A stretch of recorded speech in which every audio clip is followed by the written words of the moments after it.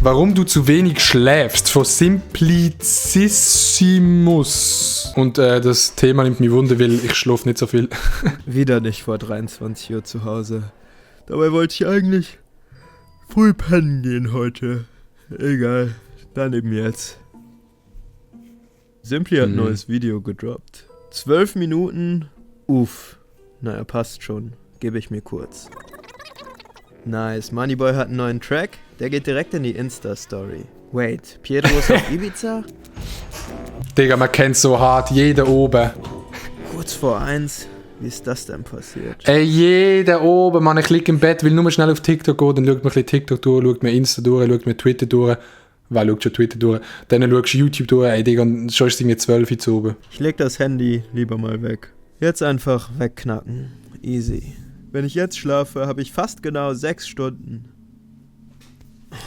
Alle sind ja auch so ausrechnen, wie lange die können schlafen. Ich kann nicht pennen. Warum schlafe ich nicht einfach ein? Mein Kopf ist die ganze Zeit so... Naja, bringt ja nichts. Mal gucken, was auf Reddit geht.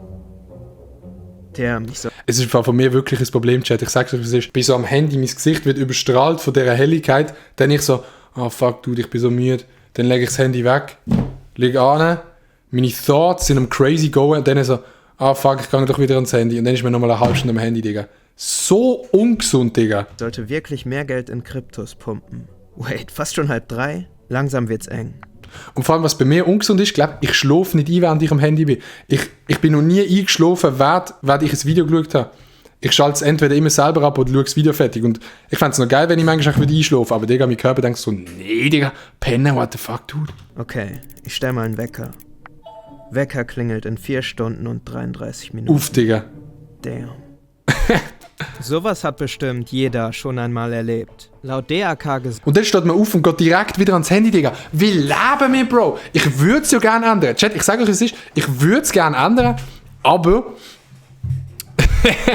ich schaff's einfach nicht, what the fuck. Gesundheitsreport schlafen 80% aller Arbeitnehmer schlecht. Jeder 10. Arbeitnehmer soll sogar unter einer schweren Schlafstörung leiden. Einer repräsentativen Umfrage zufolge leidet auch fast jeder 3. Schüler unter Schlafstörungen. Bei dem Stream bin ich eingeschlafen vorher, haha.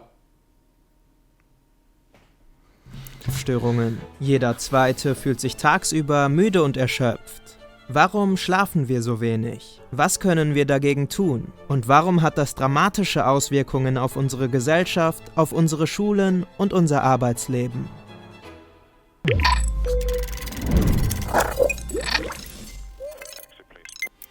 Ein Großteil der Bevölkerung glaubt, schlecht zu schlafen. Nein, muss immer das Handy abgehen. Okay, das kann ich mir vorstellen, wenn wir so kleine Motherfuckers sind wie die. Nee, aber ich muss halt nicht abgehen, aber... Ich habe es auch schon probiert, mit dem Handy rauszulegen, so, aber es hat irgendwie so 2 Tage geklappt und dann nimmt die, wir sind alle so handysüchtig und das ist fucking sad, dude. Wir wissen, dass ein Großteil der Bevölkerung... Aber das ist wie wenn jemand sagt, der raucht, ich bin so abhängig nach Rauch, aber macht es trotzdem irgendwie. ...zu wenig Schlaf bekommt. Till Rönneberg zählt zu den international führenden Schlafforschern und hat unter anderem an der Harvard-Universität geforscht. Aktuell ist er Professor am Institut für medizinische Psychologie an der Ludwig-Maximilian-Universität München. Ein bisschen zu wenig Schlaf wird akzeptiert vom System und da kann man immer noch sehr gut funktionieren. Aber es hat natürlich langfristig Folgen. Zu wenig Schlaf kann langfristig zu Übergewicht, psychischen Krankheiten und einem geschwächten Immunsystem beitragen. Man ist außerdem anfälliger für Herz-Kreislauf-Erkrankungen und Krebs. Uff. Auch unsere Leistungsfähigkeit lässt nach. Das ist jetzt so ein Video, wo ich so schaue und mir nach dem Video denke, Digga, ich muss jetzt etwas ändern. Und in 2 Tagen habe ich es schon wieder vergessen. Schließlich sind wir tagsüber häufiger müde.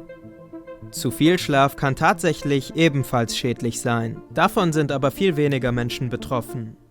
Doch gehen wir erstmal einen Schritt zurück. Was passiert eigentlich, wenn wir schlafen? Unsere Temperatur sinkt, unsere Atmung und unser Herzschlag werden langsamer. Die Körpermuskulatur wird größtenteils gelähmt. Wir durchlaufen verschiedene Schlafphasen. Vielleicht träumen wir sogar. Die neuesten Ereignisse und Emotionen werden verarbeitet, unser Gedächtnis sortiert sich, unsere Kreativität wird genährt. Wir erholen uns und schöpfen neue Kraft. Wir erholen uns und schöpfen neue Kraft.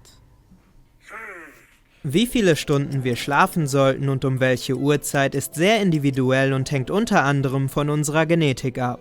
Einige brauchen 10 Stunden Schlaf, andere nur 5 oder 6 und sind topfit. Die meisten sind irgendwas dazwischen. Ich bin so bei 6 Stunden. Ich kann auch 5 Stunden schlafen und ich bin übel aktiv, aber ich habe so das Gefühl, die Taktik, oder es ist nicht mal eine Taktik, ich bin einfach recht schnell wach. So. Wenn ich mal wach bin, dann schallert es. Aber ich habe so das Gefühl, so, wenn ich das noch 10 Jahre weiter durchziehe, dann ist es nicht so gesund. Mit dem Alter nimmt die Schlafdauer kontinuierlich ab. Als Kinder schlafen wir früh, als Jugendliche und junge Erwachsene deutlich später und dann mit zunehmendem Alter wiederum immer früher. Frauen schlafen den Großteil ihres Lebens früher als Männer. Aber auch eine unbequeme Matratze, ein zu warmes Zimmer, eine laute Straße vorm Fenster, 13 Tassen Kaffee im System, Stress wegen der Klausur morgen, all das bestimmt, wie es mit dem Schlaf läuft. Bei mir ist es übel halt das ganze YouTube-Thema halt so. Du hast immer im Kopf so, was filme ich morgen, was habe ich für Ideen, was mache ich so. Das fickt schon recht so beim Einpennen vor allem. Doch am wichtigsten für unseren Schlaf ist das Licht. Unser Körper hat sich im Laufe der Evolution an den regelmäßigen Wechsel von Tag und Nacht angepasst.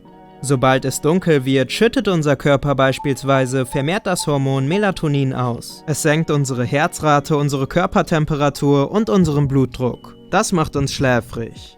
Morgens wird dann das Stresshormon Cortisol ausgeschüttet. Der Melatoninspiegel sinkt wieder und wir werden wach. Dieser Rhythmus wird umgangssprachlich auch biologische oder innere Uhr genannt. Unsere biologische Uhr wird also größtenteils von Licht gesteuert. Menschen im Osten Deutschlands stehen deshalb auch etwas früher auf als Menschen im Westen. Im Osten geht die Sonne nämlich früher auf. Ah stimmt, jetzt habe ich es gecheckt. Heute richtet sich unser Leben aber nicht mehr nur nach dem Tageslicht, wie vielleicht vor ein paar 100 Jahren. Tagsüber verbringen wir immer weniger Zeit draußen. Abends, wenn es dunkel wird, machen wir einfach das Licht an, checken unser Handy oder schauen Fernsehen.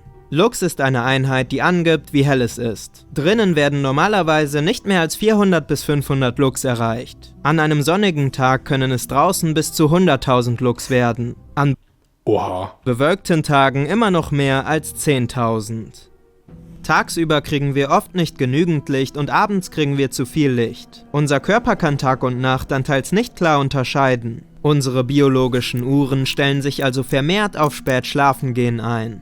Jugendliche und junge Erwachsene, die sowieso schon spät schlafen gehen, schlafen dadurch häufig noch später ein. Du, Alter, das ist, glaube ich, wirklich mein Problem, Digga. Wenn ich halt auch noch ein Video schneide und ich tue beim Videoschneiden immer das Licht, das ich hier habe, oder ich habe dort hinten gesehen, da habe ich auch noch so ein Licht, und ich tue die Lichter immer auf 4800 Kelvin machen, was so, man sagt, so das Licht von draussen ist, dass ich halt länger wach bleibe. Digga, man, das fickt mein Brain, Bro. Das muss nicht unbedingt schlimm sein, solange wir trotzdem ausreichend schlafen. Den Luxus haben aber die wenigsten, weil unter der Woche müssen viele von uns früh raus. Oft ist der Startschuss in den Tag aber deutlich zu früh für die eigene biologische Uhr. Experten sprechen in solchen Fällen von einem sozialen Jetlag. Betroffene leben dabei quasi in zwei soziale Jetlag, Digga. unterschiedlichen Zeitzonen. Dann ist das eine soziale Zeitzone und das andere Fazit, unser Leben ist immer ungesund und ich schaue jetzt im Dunkeln den Stream mit Maltesers. Aber Five Move, Digga, aber macht die Helligkeit vom Bildschirm ein bisschen weniger, weil sonst du dein Brain denken, es ist stark. ist eine biologische Zeitzone und die passen nicht zusammen. Das ist laut Rönneberg neben Stress einer der Hauptgründe, warum viele von uns zu wenig schlafen. In den letzten Jahrzehnten ist unsere Schlafdauer gesunken, allerdings hauptsächlich an Arbeitstagen. An Wochenenden und freien Tagen wird der fehlende Schlaf dann häufig nachgeholt. Der Unterschied zwischen der Schlafdauer... Ich frage mich, das kann man Schlaf nachholen? Wenn ich jetzt jeden Tag in der Woche anstatt 6 Stunden nur 5 Stunden schlafe, kann ich dann am Wochenende das Ganze nachholen, wenn ich einfach 5 Stunden länger schlafe? Also macht das Sinn? An Wochenenden und Arbeitstagen wird immer größer. Eine Studie unter deutschen Schülern und Studenten legt nahe, dass Frühaufsteher deutlich bessere Noten als Spätaufsteher bekommen. 2016 wurde der Schulbeginn an Highschools in Seattle um Gut, leider nicht. eine Stunde verschoben, von 7:50 Uhr auf 8:45 Uhr. Die Schüler haben durchschnittlich 34 Minuten pro Nacht mehr geschlafen und ihre Leistung hat sich verbessert. Die Deutsche Gesellschaft für Schlafforschung und Schlafmedizin spricht sich bereits seit Jahren für einen späteren Schulbeginn aus. Auch Arbeitszeiten müssen...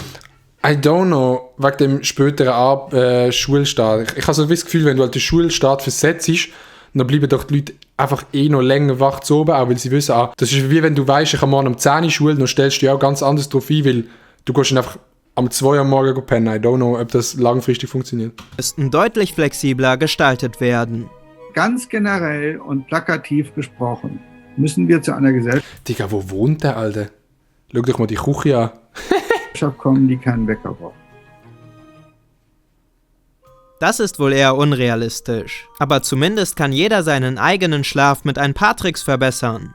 Tagsüber kann man auf Tageslichtlampen setzen und etwas Zeit draußen verbringen. Abends sollte man künstliches und insbesondere blaues Licht häufiger meiden. Ab und zu ist es wahrscheinlich eine gute Idee, ohne Handy schlafen zu gehen.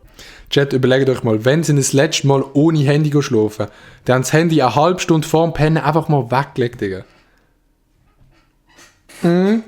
Moneyboys neuesten Banger kann man auch noch am nächsten Morgen genießen. Nee, Digga, da muss man zu oben genießen. Gute Nacht. Cheers. Weißt du, wie viele Leute haben jetzt das Video zu oben so am 11 Uhr geschaut oder am 12 Uhr oder am 1 und werden jetzt noch weiter reinsuchen, Digga. Aber ein nices Video, Kuss geht raus an Simplicissimus,